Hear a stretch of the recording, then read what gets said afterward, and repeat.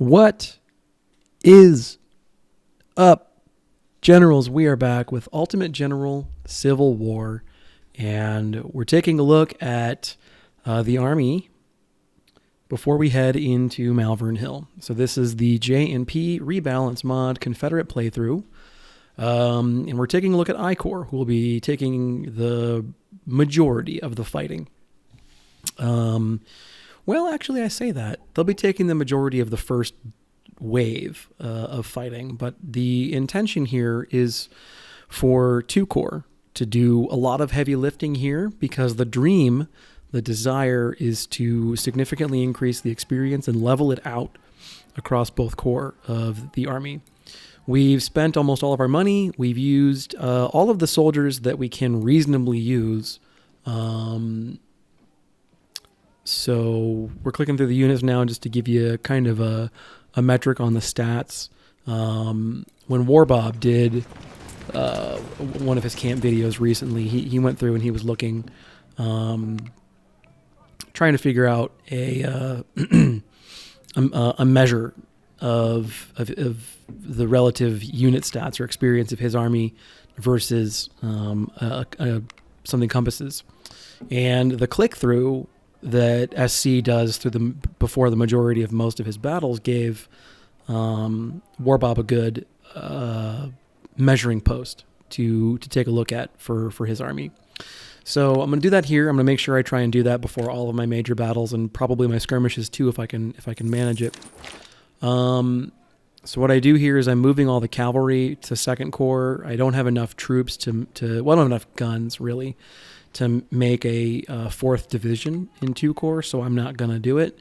I know I could bring 12,000 more men. I don't have the guns to bring them. So we're not gonna do that. We're gonna bring the men that we have reasonably able to bring. We're bringing like just over 40,000, which is a pretty good size of the army at this phase of the campaign. I'm not going to jump on the 10-pound Parrots or the Ordnance. I'm not really excited about either one of those guns. And as we'll see towards the tail end of this video, there's some really exciting firepower available as a rep reward after Malvern Hill. So I'm inclined to hold on to my reputation before we head over to that. So the concept of operations going into this battle, so that the Confederates are bringing just shy of 50. The Union has also just shy of 50. They outgun us, however. Concept of operations is I-Corps is going to be split in terms of its focus pretty wide. So there's going to be a major counter battery mission to the right of the screen, Confederate left, and there's going to be a distracting force on the left of the screen, Confederate right, composed entirely of 2nd Division. And we're going to have elements of 3rd and 4th Division placed in the center, basically to block or to draw the attention of the Union. We do a little bit of experimentation here in terms of figuring out where I can stand without taking a lot of casualties for no reason. And we also are pretty successful in terms of the counter battery mission. At this juncture, the Confederate Army has got a pretty great counter battery package, and that's only going to get better going into 2nd Bull Run. So that being the case, from a play note, I noticed in the course of this battle, I'm pretty sure that my 24-pounder howitzer unit ends up getting wiped out. And I'm pretty sure it's because I'm dumb, and they, in an attempt to move forward and place fire upon Union troops in entrenchments, they edge themselves into the fire range of those troops, and I don't realize it until it's too late. So try and catch that later in the video. I'm sure we're going to see it. I'm sure it's going to happen, because I think it happens, and I don't remember, basically if that happens or not, but I'm fairly certain it does, because at a certain juncture in the battle towards the tail end, I was like looking for the howitzer unit and I couldn't find it. So I'm assuming I moved it too far forward. I'm assuming they got rifled. and it's entirely user error. So there's a really interesting thing that happens with second rifles, and it's again user error. I've got them, as you can see, kind of hugging the left edge of the map, and there's a point, I don't know where exactly or how it happens, but there's a point where they actually walk off the map, but they're still here. And I debate re-racking, I debate reloading the mission or whatever, and I figure, well, if I can get them into a place, because this map does expand further to the south, if I can get them to a place where the map should theoretically have them in it, they should be there waiting for me. And that does occur, which is good. Although, honestly, the loss of one brigade in the course of this battle wouldn't really be a huge deal breaker. It's just nice that they are present. Anyway, so 1st Division and the artillery, the counter battery artillery of the rest of the Corps is going to deploy on this elevated copse of woods here on the Confederate left. And that's, I think, pretty standard at this point, pretty standard at this juncture to try and do that. And the rest of the army is going to post up, ideally out of range of Union artillery. And we're going to try and use the fact that we've got an elevated position. We've got those sniper scouts deployed in a way that they can spot things for the rest of the army. And, the hope is basically that, is that, we're able to take out some of their artillery without getting counter batteried in response. On that note, I think one of the things that is really driving down the value of infantry support artillery in my mind, especially expensive guns like a 24-pound howitzer, is the AI's predilection to focus as heavily as it does on counter battery. So because I cannot safely move my guns forward without the AI zeroing in on it, I now place significantly lower priority or value on guns like a 24-pound howitzer, which is interesting because in the vanilla game, the 24-pound howitzer is basically the king of cannons, at least when it comes to counter infantry work. So that's me personally. That's a me thing. But that's just is what it is. I think probably what that's going to end up turning into is every single gun in the Confederate Army is going to be rifled in long range as soon as possible.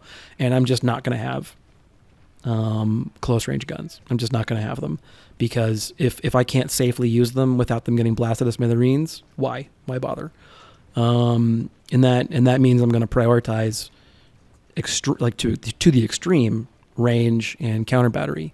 And that's fine. I don't really have a problem with it. It just means that if you're going to use a howitzer, if you're going to use Napoleons or a 12-pound howitzer or the 6-pounder, you need to know that those guns are going to get shot at by huge, effective Union batteries. You just need to be aware of that. And that's why I wouldn't spend the money anymore.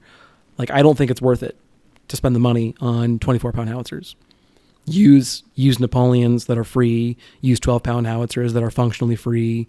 Use even the 6-pounder gun, which is, again, functionally free.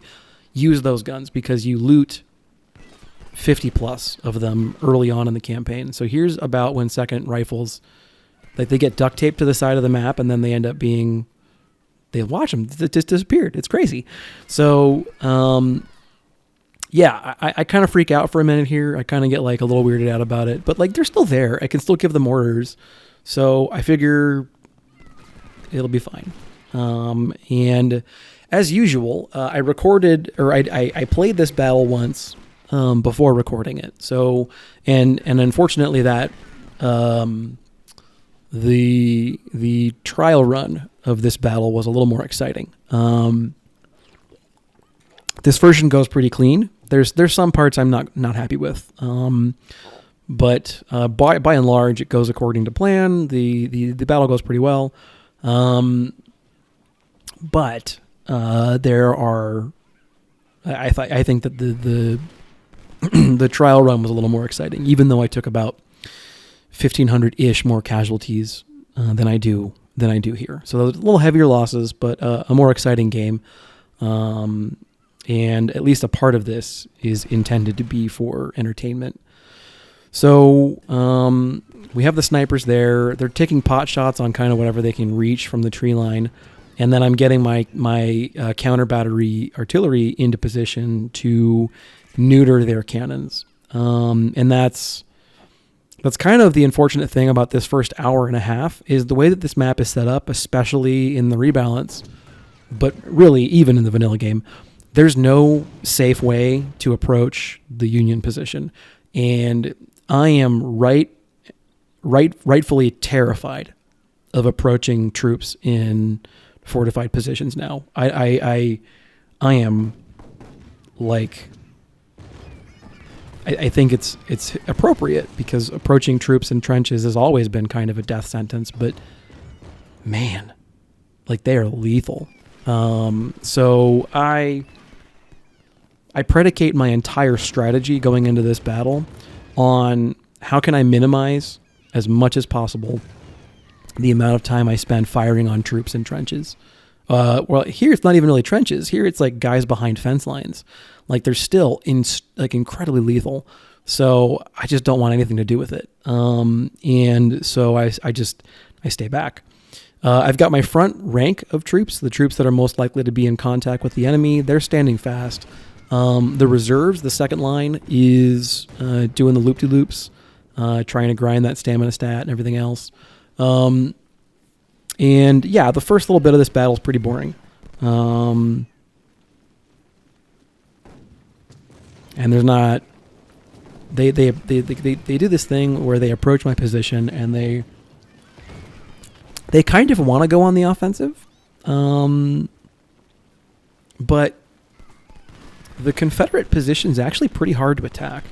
I mean, I've noticed this as a Union player. Actually, is that it's hard to turn this battle into a counteroffensive until you've significantly bled the Confederate or the Confederate army dry.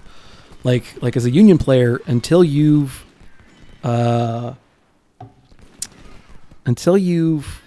of killed all their cannons, there's not really a good way to attack with the Union here. And typically it's an attacking force on the Union left on that over that open terrain at the side of that hill there, which doesn't sound like it's a good idea. But then you where all my troops are in the center where they're engaging. I can't read it. Robinson, maybe? I don't know. Yeah, whatever. Where most of third division is. We're 2nd Tennessee. Light infantry. But those guys, like you as the Union, you advance and take that. And then frankly, once you have that position, the battle's basically over. Because a couple of different factors. By the time you're able to get to that position, you will have battered the Confederate army into submission. But additionally, by the time you get to that position and have it like securely, they no longer have a safe avenue of approach, because now to attack you, they have to come over a creek, over water. You likely have troops in this copse of trees here where most of their infantry is right now standing, so you control that territory as well. And you can put some infantry in those houses right on the inside of that bridge there in the middle. And so basically and if you can get artillery up there too, like at that point in time, basically the Union position is unassailable. And the only thing that makes this map workable for the Confederate AI is that they have that block of trees down the middle to safely advance from. And doubly so the fact that the brigades and the AI typically scale pretty aggressively. So we're trading fire with whoever this guy is. It doesn't look like it's Robinson. Buchanan. So we're trading with Buchanan incredibly favorably, and that's because he's shooting at 2nd Tennessee Light Infantry. And light infantry in cover already takes reduced fire or damage from incoming fires, but doubly so, the 2nd Tennessee has the 2nd Tennessee Lightfoot. They have I forget the name of the perk now. I want to say I want to say it's just light infantry, but they have the perk that gives them, I think it's plus 50%. Oh, what is it? It's not speed and cover. That's the scout one that I use. It's not the plus 75%. I think it might be plus 50% accuracy, minus X% reload, call it 10%. And they don't actually I think they don't actually get a cover bonus. I think they get a reduction from fire's morale damage. Does that sound right? That sounds right. Anyway, they have that one. And then whenever they get to their second star, they're going to get the Zouave. They're going to get the Zouave perk. And they're kind of an experiment in this campaign. So I've got one unit, first Virginia long rifles, and they're exactly what you think of for a unit like that. They're scout snipers. Well, they're barely scout. They're the only way that they're scouting is the fact that they've got whatever the spotting bonus is that skirmisher units just generally have. So let's talk about kind of the general schema of the plan here. Phase 1, this first hour and a half, really boring to watch. I apologize in advance. But basically, it's just me blasting the crap out of whatever artillery guns I can reach. And you notice that there's several batteries that are outside of my ability to reach them. And part of that is because the two batteries that have the longest range, that's the James and the Blakely, they're too far back right now. And I'm knocking out one of their units that's on the bottom right corner of the map. I can't remember the name, but it's Wheelie or Whedon or something like that. So I'm trying to get to McCarthy's battery right there in the middle next to the flag. And I can't quite get to it without exposing myself to counterfire. So we've got the 24-pound howitzers and the Napoleons kind of providing really like inaccurate, useless kind of long-range fire for a smoothbore. That's never a good look. So I'm trying to get Whelan or whatever dead, and then I'm trying to get I'm trying to move up with the rest of my counter battery cannon batteries with an eye towards shooting at McCarthy or MacArthur or whatever. The rest of the army is really going to stand here and just the goal is to bleed the Union wherever possible, to try and bait them into a suicide attack.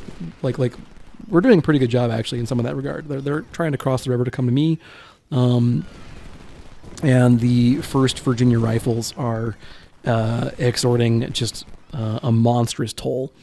And we have our meatball brigades are the ones that are forward deployed for the most part in places where they're likely to eat a lot of fire. And the meatball brigades, I hate to say it, but like that's the point. That's what those units do, is they just stand far enough forward that they're the units that the AI targets, and they take disproportionate casualties compared to the rest of the army. I take pretty light losses in the course of this battle, but the meatball brigades eat the majority of those losses, and that's by design. That is intentional. And that is because those units are filled almost entirely with trainees or rookies, trainees, rookies, whatever. And they're using guns that I have for free that I wouldn't typically deploy on mainline units. So a mainline unit at this point is expected to have an Enfield, a Lorenz, or a Springfield 61, or a Harper's Ferry.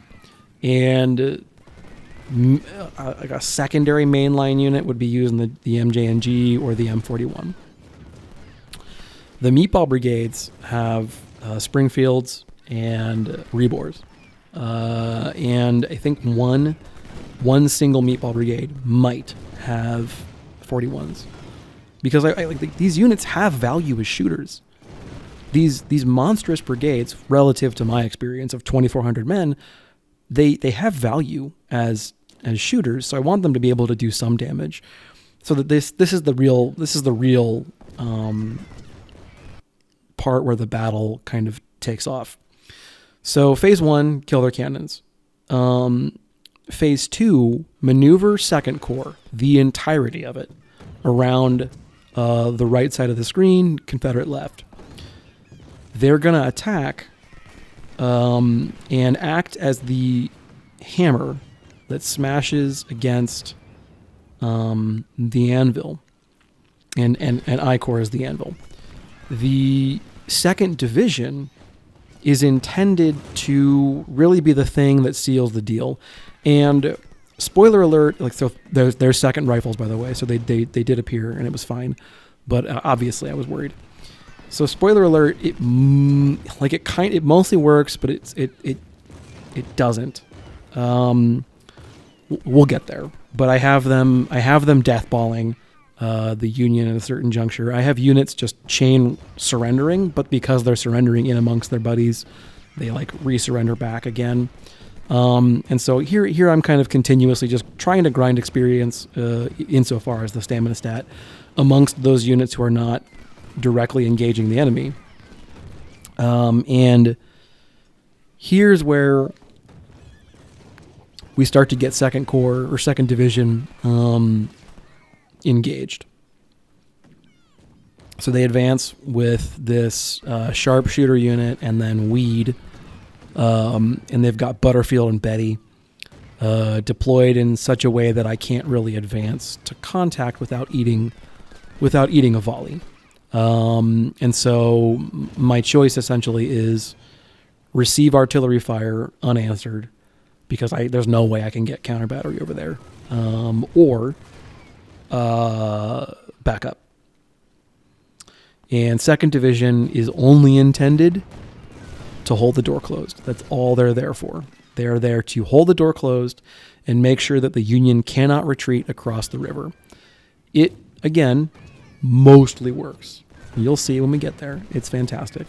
But it doesn't quite work. They're still able to route through an entire division and then, of course, rally and then, somehow blow me to smithereens, despite it's whatever. It's like I could bitch about it, but welcome to Ultimate General. So eventually I'm going to take all these troops from 3rd and 4th Division and kind of ram them down the front of the Union. But until I get 2nd Corps into position, it's not relevant. There's not really a point in trying. So I just keep on kind of inflicting casualties wherever I can and letting it be a thing, and it's fine. Something really cool actually shakes out over the course of this fight. So the Union has far heavier defenses protecting their rear right flank than I think I have ever seen them have in the past. They've got this really great defense in depth going on here, and typically when I've played this battle, once you can get some maneuvering on their flank, typically their position crumbles almost immediately. And so I don't know if this is Johnny and Panda increasing the spawns to their rear, or if this is just, the way the AI shook out its battle line this time. I'm not sure. So we're taking really light casualties from this artillery, which tells me it's probably 12-pound howitzers or 6-pounders or something crappy like that, maybe Napoleons. So I'm less worried about it now than I was a second ago.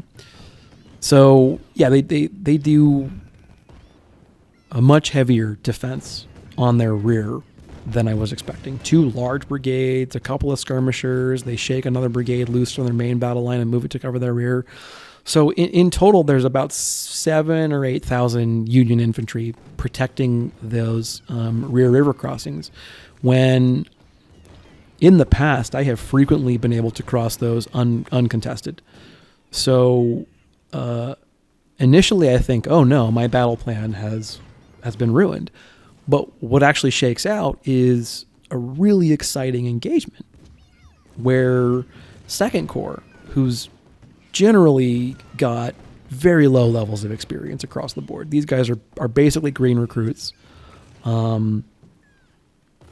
They get into these firefights that, they don't win. They don't win them hands down, and that's because they've got low stats and also low accuracy weapons.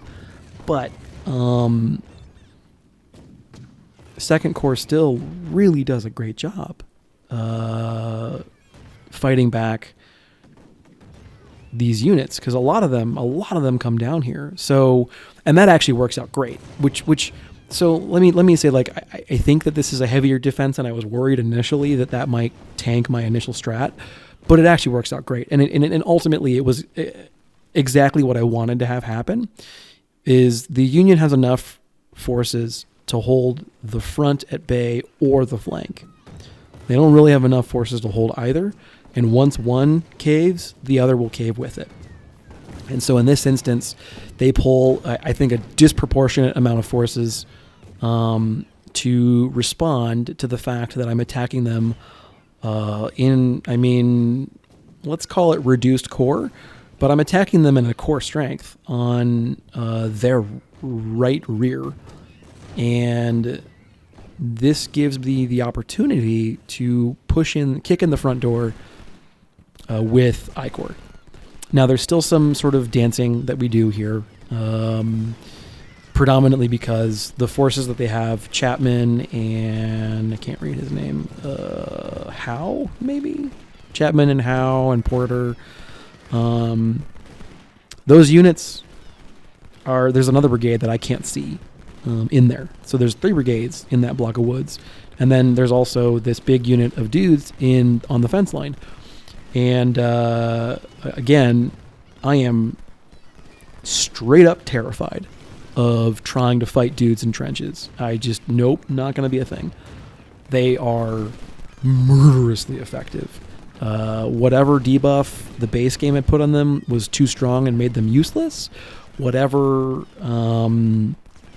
changes Panda and Johnny undid indicate to me why the developers initially put those debuffs in place, even if maybe they debuffed a little too strongly.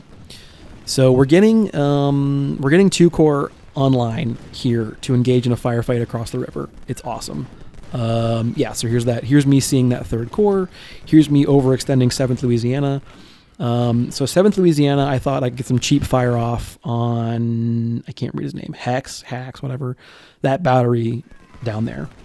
I overextend him. He gets blasted by both of those brigades in the fences. And they're just, again, murderously effective. I saw this a little bit as well at Gaines Mill. So they're murderously effective. I got to stay way the hell away from them in that battle. And I think I need to be ginger about approaching troops in cover or in entrenchments basically for the rest of the campaign. So which again reinforces the value of long or medium range guns.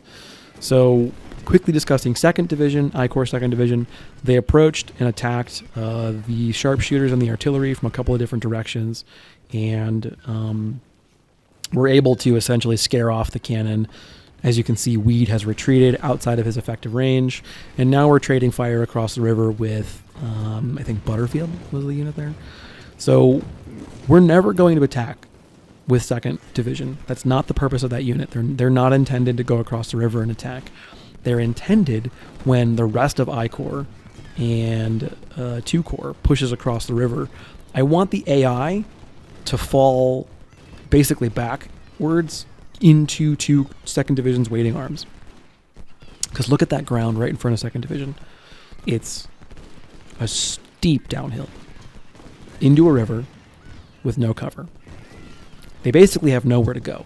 Now, in fairness, that does mean that 2nd Division is firing uphill. That part sucks. But you'll see the intention is that when my troops get online over there, they're standing at the cusp of the hill firing down into it, and then 2nd Division is firing, at the troops who are probably at the bottom of it, or maybe they're, whatever, right? Like, that's the goal, right? And this works out. Again, it works out really well. So I say that phase 1 was pretty boring. Phase 1 of these battles usually is pretty boring, right? The goal is basically to reduce the damage that you suffer in the initial phase, and then at a certain juncture the AI rolls over like a starfish and is like, all right, do whatever you want.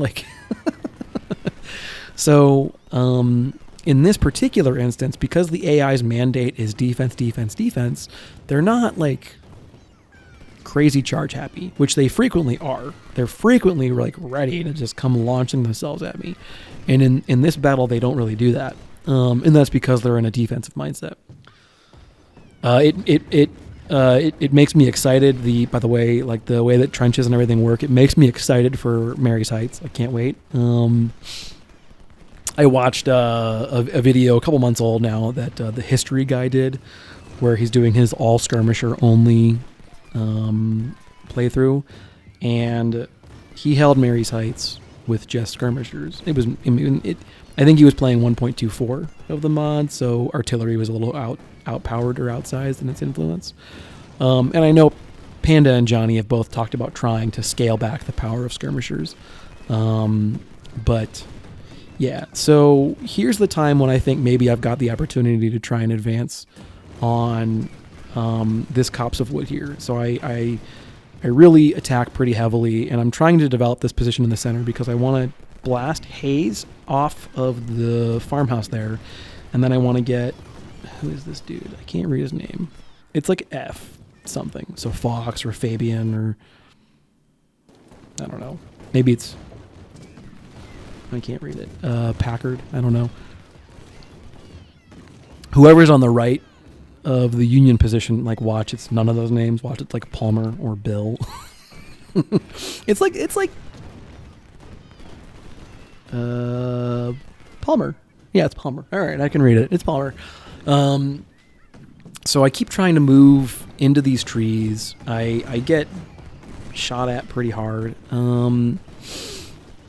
But here's when things get exciting. So I take these meatball brigades, these big ones, and I've been covering the crossing with snipers.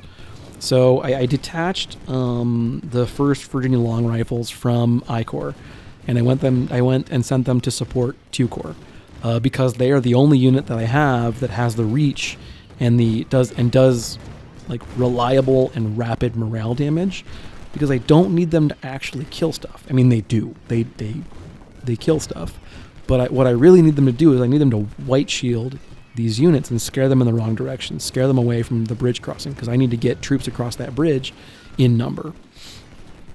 And I managed to get most of these brigades across, so basically a division across, and it's all meatball brigades, so they've all got rebores or Springfields. So none of them are really going to be like super long range accurate or anything like that. That's not the point. The point is for them to get point blank at, knife fight range and blast these big Union brigades to smithereens, because these Union brigades are, 2 stars, 1 star.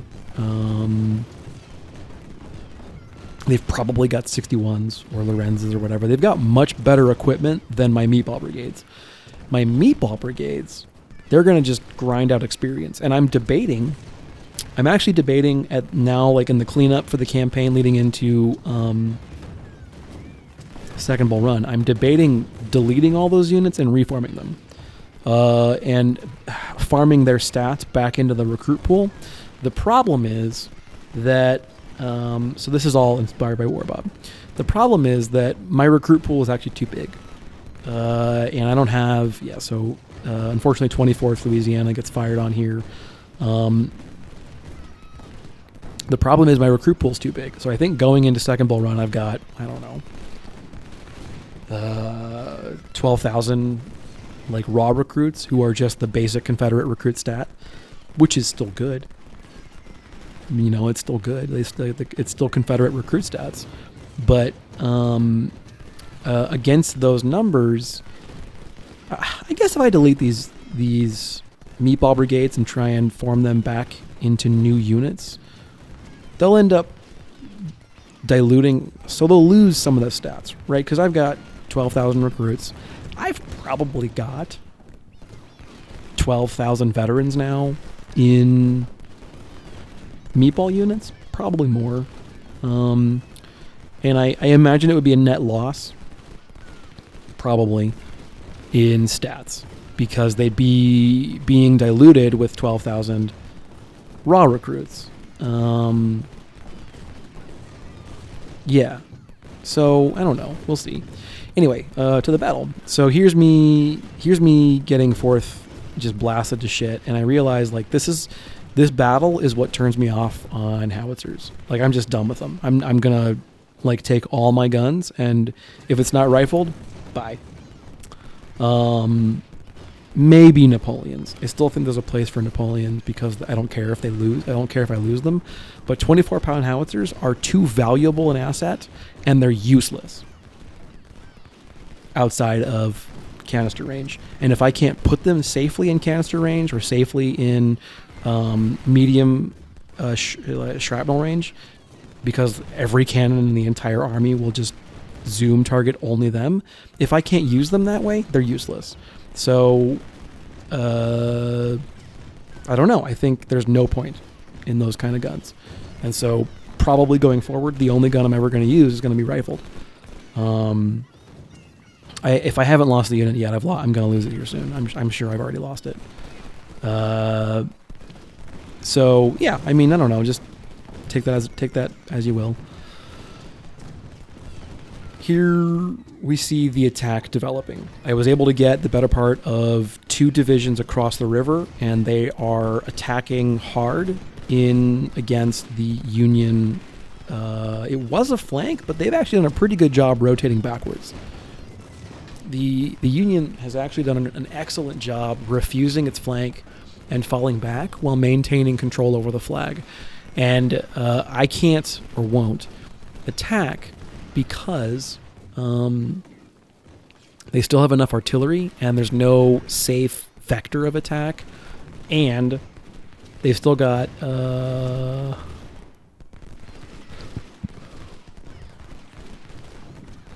Martindale in those trenches on the fences, and so he's just causing all kinds of problems. So if I can't approach without just outsized casualties, there's no point. Their artillery is hurting, but it's just outside musket range. So all these rounds that I'm throwing down range some of them are catching 1 or 2 of the guys in these artillery units, and that works out well for me as far as that's concerned, because these units aren't very large, and even low amounts of rollover fire is enough to accomplish my objective. The point, however, is that the attack is now online, and the remainder of the battle is basically just following through on that, developing my position, and attacking. So what we're going to try and do, what I wanted to do in this moment of the game, is pin them to the front by essentially presenting a wide enough frontage of a dense enough number of troops that the enemy would not be able to maneuver and attack the flag. And then I want to develop probably the entirety of 3rd Division from I Corps. And I want to develop an attack against Martindale, basically, from the north coming directly south. And I want to use the meatball brigades, who are unfortunately going to have to stand in the open to do it, use them as the anvil, and then use 3rd Division as the hammer. I've still got my counter battery units blasting the crap out of their artillery, and I'm watching it now, and I'm seeing my 24-pound howitzer unit advance. I don't know if I catch this when I'm playing. I don't know if I realize, like, oh, the 24-pound howitzers have no business doing counter battery work. They're going to get blasted to smithereens. But look at how small that unit is. Like, it shouldn't be. I don't know. It's just me being done with it. And I remember the last time I did a major general campaign, which is 1.24. I did the same shit. I lost my 24-pound howitzers because I gave them an attack move order when I I didn't have range or whatever, and they moved to get closer to whatever they wanted to shoot at, and then boom, Bob's your uncle, right? So I use the snipers here. They get some kills, great, whatever. But really the idea is to create that opening to get one of those 2-star units to retreat, to let me advance with the 18th the 16th and the 20th. I'm moving my Napoleons up, and I want to get ready to launch the attack. I'm ready to do it. It's coming. It's in position. And again, let's talk about this Union position to the bottom right here. So they're being shelled by all these 0-star artillery units. No experience, no accuracy, no training, whatever, right? So there's the opening. There's the opening I'm looking for. I begin the attack. That was the thing that launches. That's the go signal. The counter battery mission is existing or moving apace, and their artillery mission or their artillery complement is starting to crumble. I mean, they're down to 2 batteries now. So this Union position to the bottom right, it's like a whole secondary mini battle. It's like a whole secondary front of the war, and it's so exciting. Like, that was the most fun I had over the course of the whole battle. The rest of this is like kind of maneuvering or orchestrating a plotting machine, and it works and it's fine, and like this battle works out great. But you can see now that I have kind of degraded Chapman and the other unit down there, these units are big enough that I don't really care so much about some of the losses that they suffer. I'm willing to take these volleys from Chapman, who should be really disastrous in terms of his power, because it's a 2-star unit. It's big and it hurts. He shoots these volleys at 18th Texas and they hurt. But 18th Texas is composed entirely of raw recruits with smoothbores, so I don't care. And every time I get up there with a point-blank volley of Springfield fire, I'm hitting them pretty accurately, because the Springfields are actually great. Are great at point-blank musket range. They're fantastic. They're not good as long-range weapons. You need to get right up in their grill. And then, actually, they end up doing really good. So here, I'm trading very favorably, as far as I'm concerned, with Chapman. Chapman is an expensive 2-star unit who probably has good weapons, and he is getting mauled by a unit that cost me nothing. Not a dime in terms of resources. It's free guns and free men. Happy to spend them. And that's basically how I develop that attack. I cave in just by sheer weight of numbers their right flank, and that exposes the entirety of their line to flank attack by 15th South Carolina, 20th Virginia. I get 1st Virginia Rifles down there to join, because the other units aren't going to hit that hard. So I need one unit at least to kind of chain route and roll up their line, and that's going to be 1st Virginia. But we're going to get 18th Texas, 20th Virginia, 15th South Carolina all online to start advancing, and we're going to develop that position, moving obliquely to the Union position and attack Henry's 2nd Brigade and Warren and all of those units. And we're continuing to try and blast their artillery. We're continuing to try and develop these forces. And I've got 16th Tennessee, along with the 2 cav units, kind of holding the back door open or closed alternatively. And the idea there is that they can, they're going to, see, the Union keeps trying to occupy these trenches, and I'm like, nope, not a thing. So here's where I get them probably killed, is I advance the 24-pound howitzer unit. I advance them with the idea that if the Union tried to occupy these fence lines again, they would eat canister. That's the thought process. Kind of where I've got third field, which is a Napoleon unit who seems to be fine in terms of its current position. So I thought they'd be fine. And I guess it's just me, man. Like, it's user error, 100%. I advanced them too much, like a hair too much or whatever. And then I just don't notice. And Martindale blasts some smithereens. And this is completely my fault. But now I'm trying to scare Martindale out of those fences. And I'm waiting. I'm waiting for 2nd Division to be relevant, because it's coming. I can feel it. It's coming. We're almost right there.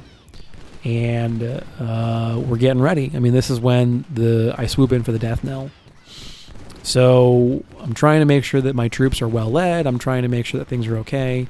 We're slowly shelling the Union microforce on the far right out of their position.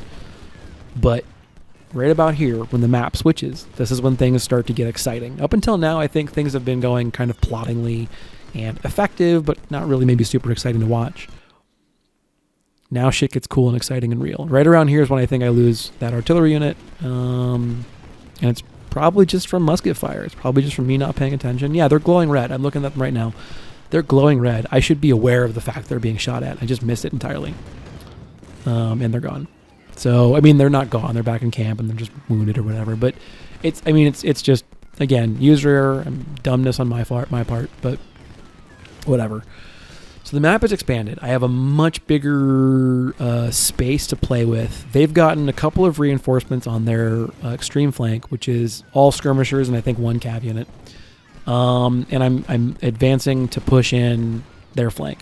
And this is when 2nd Division's time to shine is, and why they've been there since the beginning of the battle, which obviously seemed a little bit ineffective. Somewhere in there, the division commander for, I want to say 2nd Corps 1st Division gets wounded, which sucks. But that's the thing. Like, I guess that's the thing that the Union seizes upon, and like, oh, now's the time for us to launch our attack. Their division commander's dead, and they've probably seized on the fact that my efficiency has tanked. It's not a bad rationale to launch into an attack with, quite honestly.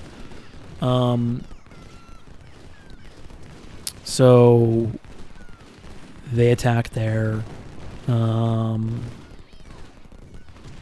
car with car, but I shoot at him from too many different sides, and he's just kind of like, nope, I'm out. You'll notice I'm not really using the detachable skirmishers much, and it's mostly like, from a design note, like Panda and Johnny designed the rebalance mod with the idea that detachable skirmishers weren't going to be part of the game.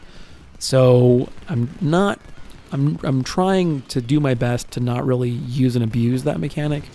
I just want them to be able to do some things like stand on recon points and provide a little bit of coverage when I try and advance into the woods and whatnot. And that kind of thing. So we've developed our flank attack. Now the Union attack center's crumbling. And so I'm beginning to launch my offensive. And now we see where my brilliant scheme, is theoretically able to start mattering. Because the Union wants to retreat in the center. But when they do, they retreat into the waiting guns of 2nd Division. And then there's some cool stuff that goes on the right here. And this is why, like, this is way more exciting to me. So, Grover here comes charging across the river. And these are 2 units that don't have great rifles and don't have a lot of firearm stat. So I'm kind of like, ooh, normally I would trust a unit to just shoot them into the smithereens, but maybe not in this instance. Maybe not. So they've got 41. Those are okay guns. They're coming at me. They're getting canistered, but they're getting canistered by like 3-inch ordnance and 10-pounders, so meh. I don't know, man. It was really cool. Like, I was really thinking they might make contact here. Now they don't. They end up getting kind of like, okay, maybe this was a bad idea. But it's still a really cool moment in the game. I had a really good time with this secondary engagement on the right where I had to rely on, 2nd and 3rd tier troops to do real fighting. You'll notice as well, Martindale finally vacates the fence line. He only does that because I advance elements of 2nd Division to fire on him from another flank. So we're stacking probably at that point in time the debuff for being flanked. We're stacking now from 2 different sides, plus artillery fire, plus everything else. And I have a suspicion that if I hadn't done... So I get greedy, I think, and I attack with 2nd Division elements of it across this river here. trying to develop the attack on the Union North. I probably shouldn't have done that.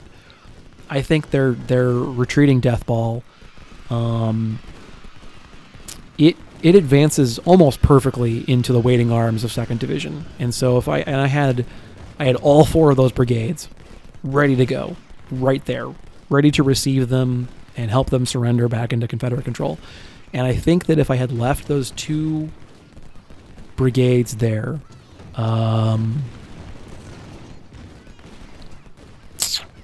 it's one of those things like woulda, coulda, shoulda, right? I think that 4 brigades routing Union troops like that, they would have routed, or they would have surrendered a lot more than they end up doing. However, I mean, we'll never know, I guess. But at this point, the Union position is well and truly hopeless. The battle's over as far as that part's concerned. And so now it's minimizing as much as possible my casualties, maximizing as much as possible the number of enemy units I capture, because there's a more preferable rate of return on enemy firearms captured via those units who surrender versus those units you kill. And I'm also trying to maximize stat gain. So I've got basically, as more and more of my units are not needed to contain the enemy threat, I pull them off the line. I start marching them around to gain the stamina stat. Man, yeah, I don't know. We just do that. So there's another attack here. This comes from Sickles across the river. And because he's fired at by artillery and also by units in cover, and he's crossing a river, and then there's some of the irregular units who all pick up a star here are putting fire into his rear. He loses kind of the luster of his attack, but something kind of quirky happens is he retreats into me, which I guess from the perspective of the AI's retreat logic actually makes sense. They're programmed to retreat in the direction where there is the least amount of resistance. And from their perspective, there really isn't a safe direction to go right now, which is again by design. But they retreat. See, here's where I get really excited. Look at that. That's 3 brigades. But they almost instantly sort of rally back to the flag. So I'm like, oh man, I'm tasting blood right now. Like when I'm playing this battle last night, I'm like, oh man, I'm going to capture all of this. I was so excited. It doesn't work out, by the way, but I was pumped beyond belief thinking I might get all these units. And they're just continuously like almost, but not really routing or surrendering. We get Warren, we get all these brigades. I get so excited. I'm so pumped. They retreat into 2nd Rifles, who are completely fresh, and they just march right through them. And look at that kill counter. Like 2nd Rifles is just getting insane kills at this point in time. So I'm super excited while this is going down. And I mean, the battle plan, essentially, this is exactly why I deployed 2nd Division like I did. And again, I should have been patient.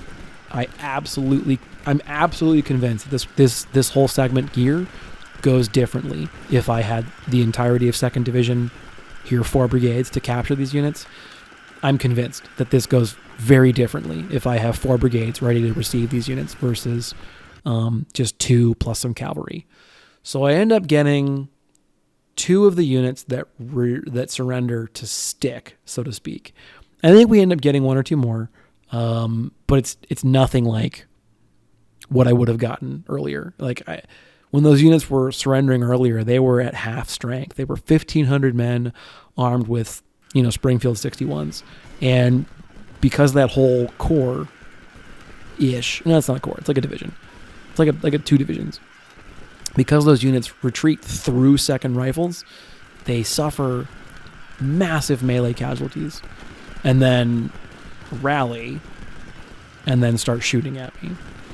So almost immediately I realized, okay, we can't really hold on this side of the river anymore. Now we need to challenge them to come at me across the river and present to them essentially the same challenge that the Confederate player is given in the course of this battle, which is attack over open ground uphill. Good luck. So I pull my dudes back. I put them at the apex of the downhill slope, and I turn my focus to containment, capturing supply wagons where able, and essentially now I have interior lines that I can utilize in this fight. Because now I have, all of my command has been reunited, and we have a contained, no, contain's the wrong word. We have a contiguous blob of territory. So if I need troops from one flank to another flank, I no longer have to go all the way around my command. I can now go through it, which is very important in terms of just making things quick and easy.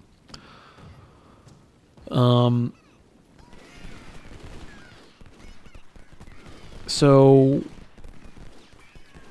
I'm positioning my troops now such that if they want to take their flag back or take these southern flags, they need to approach uphill to do it. And this is like, it's probably kind of difficult to watch, right? Because the screen's so dark and it's late. In game, like in game, it's 8 o'clock. So you can't see shit. And like for the next 2 hours, we don't go all the way to time, but for the next 2 hours, that's basically what happens. It's all just clean up from here. And I keep hoping I want to get some of these units because there's still a pretty significant amount of Union Army left, and there's quite a bit of fight left in them, especially down here on the right where things get really exciting. So I start sending units south because to win this battle, you need to have all 3 of the flags, I think. I start sending units south. And I'm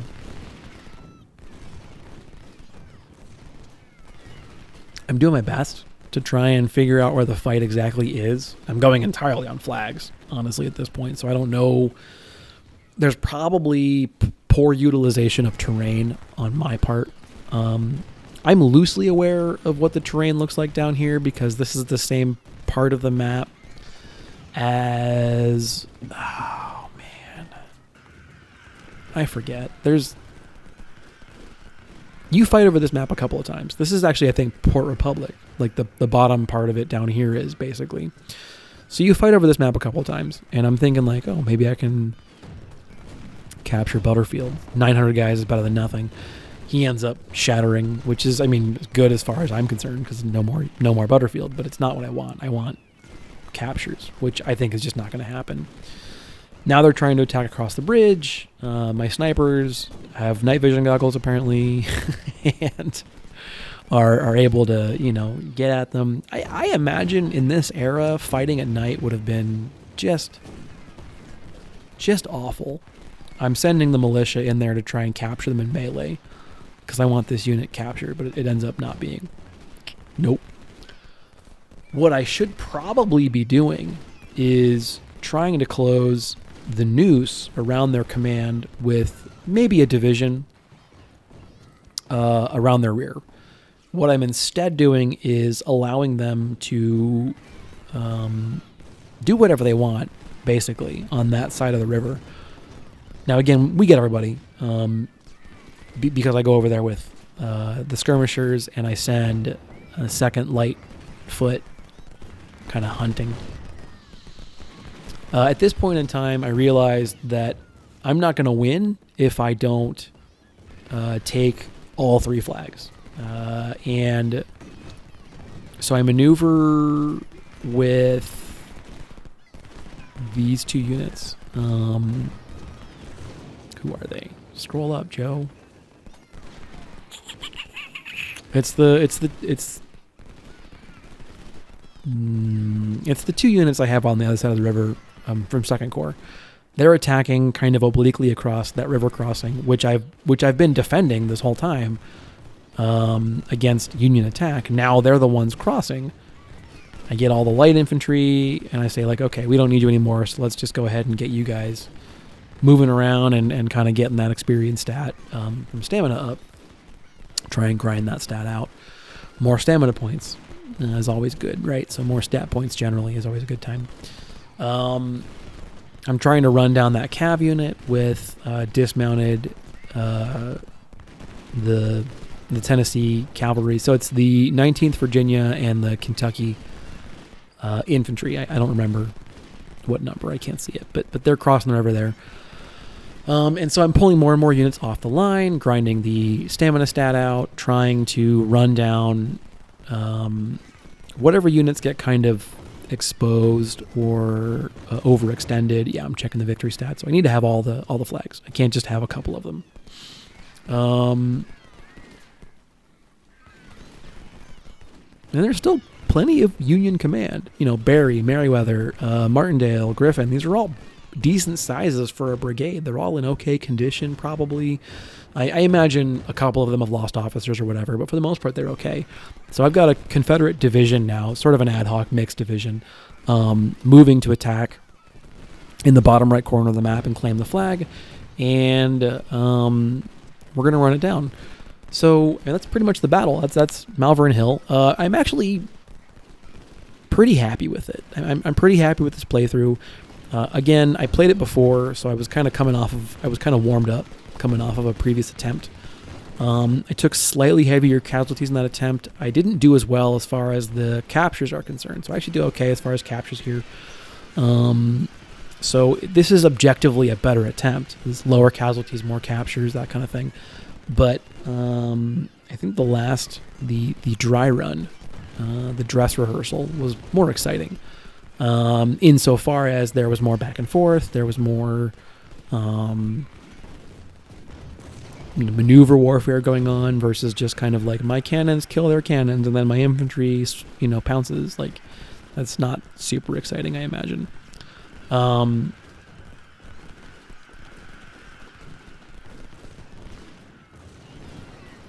So yeah, there's just a lot of cleanup here, running this stuff down. There's some melee, some shooting. I don't know, you can't see any of it, so I'm just gonna tell it like it is. This is the cleanup phase.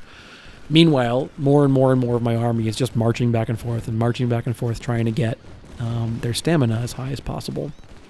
So we have the flag now. We got to contest it, hold it for a while.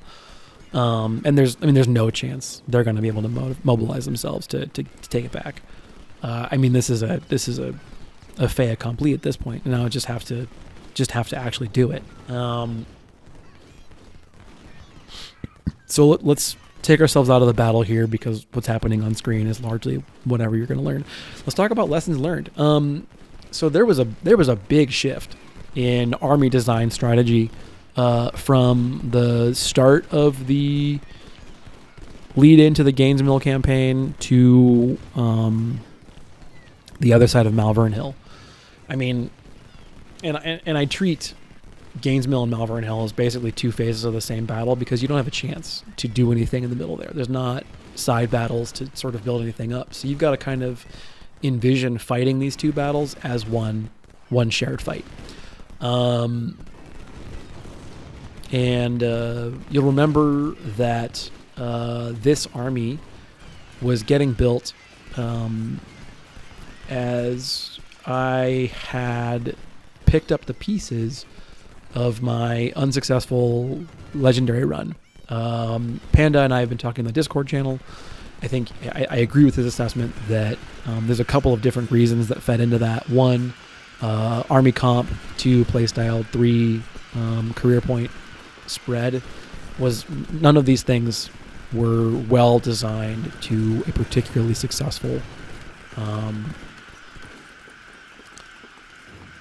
legendary playthrough. And legendary itself is more difficult on purpose in the Rebel mod. So all these factors combined, I was not successful, and I'd be very interested and quite willing to give it a shot again at some juncture. But at this point, come hell or high water, I'd love to have a completed series of both factions at the MG level in this game. And I've got one on the Union. I don't have one yet in the Confederates. I've got several false starts, because I think the Confederate campaign is very interesting, predominantly because you can't lean on a massive artillery. You can't lean on your store. You have to get it from either captures or from rep rewards to fill out your armory. So there's a major design philosophy retread from everything from career point spread to unit sizes to unit division design. There was a major redesign and everything going on in here, and a lot of that came from, in close consultation with Panda and the comments and everything else. Bim Broward, or it's not Bim Broward. It's I can't click anything on the video playback goal. It's Bim B something, and I think Bim Brussard, I think, has been really great about comments, and Warbob and Panda. All these guys have been great about, talking about some things about how they do, why they do, all that kind of thing. And I'd gone into Legendary Campaign thinking like the big strength of the Confederates is the higher base stats of their troops. Let's lean into that and go ham on that. But the thing is it didn't really do anything about the major weakness of the Confederates, and that's a weak storefront. So we rebuilt the army with a focus on logistics and economy, which the focus therein is basically shoring up the weakness of the Confederates and then leaning on the raw talent of the basic troops. And now, as we've shored up the basic weakness, now I can lean into the higher base stats. Now I can lean into the training bonus. So it's not wrong. The basic theory behind my campaign goal was not wrong, leaning into the high training stat. The problem was I did it in lieu of literally any other game plan. So now we're coming out the tail end of Malvern Hill. The Confederate army looks fantastic. And the other part of it is I had been designing a uniformly sized and purposed infantry brigade, starting at 1250, scaling up to 1400 with a goal of stopping around 1600. So we do 7,000 casualties. We lose 11 guns. We inflict quite a bit more on the Union. This is all before medicine kicks in, and I'm at medicine, I believe, 5. So we get our first homegrown general in Tom Preston, who's been around since the tutorial battle. We capture a bunch of Napoleons, a bunch of Parrots, a bunch of ordnances, a crap load of 1861s, which is fantastic. And then, just a smattering of other random things. The Smith carbine is particularly interesting. We do really well in this battle, and I'm very happy with it. We have one captain go all the way from captain to light colonel, which is pretty cool. Only one unit in I Corps gains a star, which isn't really a giant surprise, and then 2 Corps does pretty well.